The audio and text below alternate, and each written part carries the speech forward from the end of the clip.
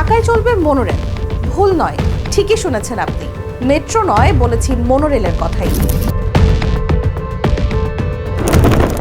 সম্প্রতি metro rail চালুর পাশাপাশি মনোরেল চালুর কথা বলেছেন বিএনপির চেয়ারম্যান তারেক রহমান। অর্থাৎ বিএনপি যদি ক্ষমতায় আসে তাহলে মেট্রো রেলের পাশাপাশি মনোরেল চলার সম্ভাবনা রয়েছে। মনোরেল আবার কি? আর তাছাড়া মনোরেল আর মেট্রো রেলের মধ্যে পার্থক্যই বা কি? মনোরেল হলো একটি রেল যোগাযোগ ব্যবস্থা। সাধারণ ট্রেন যেমন দুটি লাইনের উপর দিয়ে চলে, মনোরেল চলবে একটি লাইনের উপর দিয়ে, এবং এর যানবাহন রেলগুলো হবে হালকা যানবাহন রেলের মতো। এটি গ্রেডের নিচে বা পাতাল রেল টানেল গ্রেডেও চলতে পারে। আর মেট্রো রেল প্রচলিত ট্রেনের মতোই দুটি সমান্তরাল স্টিল ট্র্যাক বা পাতের উপর দিয়ে চলে, তবে এর প্রযুক্তি সাধারণ ট্রেনের চেয়ে অনেক বেশি আধুনিক এবং দ্রুতগতির। চলমান মেট্রো রেলের বিদ্যুৎ সরবরাহের জন্য বড় বড় খুঁটির ওপরে তার টানতে হয়েছে, কিন্তু মনোরেলে লাইনের সঙ্গেই বিদ্যুৎ সঞ্চালন ব্যবস্থা যুক্ত থাকে, যার কারণে খুঁটি বা তারের জন্য বাড়তি ভার বহনের উপযোগী কোনো কাঠামোর দরকার হয় না। এই মনোরেলের ধারণা কিভাবে এলো? এই প্রশ্নের উত্তর জানতে হলে ফিরে যেতে হবে 1800 সালে। তখন ইঞ্জিনিয়াররা এক রেলের উপর দিয়ে কাঠের ট্রাক বা ঘোড়ার গাড়ি দিয়ে যাত্রী সামগ্রী পরিবহন করত। এটাই মনোরেলের বুনিয়াদী ধারণা, একটি মাত্র রেল দিয়ে চলা গাড়ি।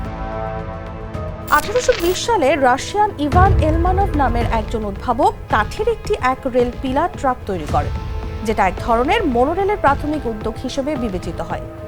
1821 সালে ইংল্যান্ডের engineer Henry Robertson Palmer monorail ধারণার পেটেন্ট নেন। আর প্রথম যাত্রী বহনকারী মনোরেল সিস্টেম হলো চেশন্ট রেলওয়ে, যা 1825 সালে খুলেছিল এবং তখনই বাস্তবে মানুষও এতে যাত্রা করেছিল। মনোরেলে কি বাড়তি কোনো সুবিধা আছে? হ্যাঁ, অবশ্যই আছে। মনোরেল সাধারণত উঁচু পিলারের উপর স্থাপন করা হয়। এটি শহরের ভেতরে চলাচলের জন্য উপযোগী, বিশেষ করে ঘনবসতিপূর্ণ এলাকায়। এটি শব্দ ও কম্পনও কম, তাই আবাসিক এলাকার জন্য তুলনামূলক আরামদায়ক। এছাড়া আলাদা ট্রাক হওয়ায় দুর্ঘটনার ঝুঁকি কম, সেই সঙ্গে চওড়া রাস্তা বা বড় জায়গার দরকার হয় না। ট্রাক কম হওয়ায় দেখভাল সহজ হয়। বিশেষজ্ঞদের মতে যানজট এড়ানো, জায়গা বাঁচানো আর আধুনিক শহরে পরিবহনের জন্য মনোরেল খুবই কার্যকর। পৃথিবীর আর কোনো দেশে কি মনোরেল চালু রয়েছে? জাপান, চীন, Brazil, Italy, Australia, Russia, Malaysia, Singapore, Thailand এবং ভারত সহ বেশ কিছু দেশেই মনোরেল ব্যবস্থা রয়েছে। বাংলাদেশের প্রেক্ষাপটে মনোরেল কতটা উপযোগী? এক কথায় উত্তর দিলে হ্যাঁ। ঢাকা, চট্টগ্রাম, নারায়ণগঞ্জের মতো শহরে রাস্তার চাপ থাকে ভয়াবহ। মনোরেল যেহেতু রাস্তার উপরে উঁচুতে চলে, তাই যানজট এড়ানো সম্ভব হয়। এছাড়া মেট্রো রেল বা আন্ডারগ্রাউন্ডের মতো বড় খোঁড়াখুঁড়ি লাগে না, ফলে ব্যবসা ও জনজীবনে কম ক্ষতি হয়। মেট্রো যেখানে যায় না সেখানে ফিডার হিসেবে ব্যবহার করা যায়। এটি জলাবদ্ধতা বা হালকা বন্যাতেও চলাচল ব্যাহত হয় না। বাংলাদেশে কি মনোরেল বাস্তবায়ন করা সম্ভব?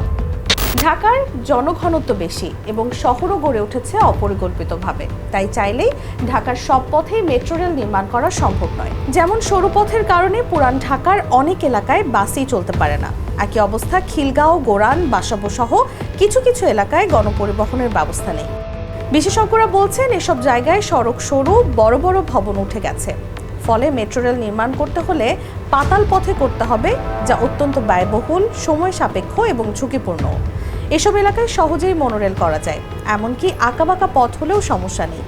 এটি যানজট নিরসনে ব্যাপক ভূমিকা রাখতে পারে, তাই আয় ব্যয়ের হিসেব মিলিয়ে মনোরেল বাস্তবায়ন করা সম্ভব।